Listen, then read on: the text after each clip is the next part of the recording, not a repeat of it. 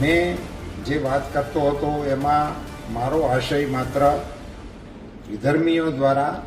આપણી સંસ્કૃતિ ઉપર અને આપણા દેશ ઉપર થયેલા જુલ્મોનું નિરૂપણ કરવાનો હતો. સહેજ પણ રાજવી પરિવાર કે ક્ષત્રિયોને નીચા દેખાડવાનો મારો કોઈ આશય કે ઈરાદો ત્યારેય નહોતો, અત્યારેય ન હોય અને ભવિષ્યમાં પણ ના હોઈ શકે. તેમ છતાં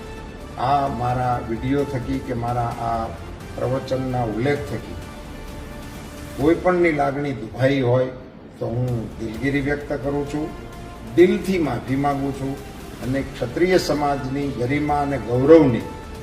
ખેવના ધરાવતો હોવાને કારણે આ માત્ર ચૂંટણીલક્ષી વાત નથી, પણ કાયમી ધોરણે આ પ્રકારના વિષયો પ્રત્યે મને પણ કોઈ પણ પ્રકારનું મનમાં ઓછપ કે ઉણપ લાવવા જેવું કે એમને કોઈને એમની ગરિમાને ઘસરકો પહોંચાડવા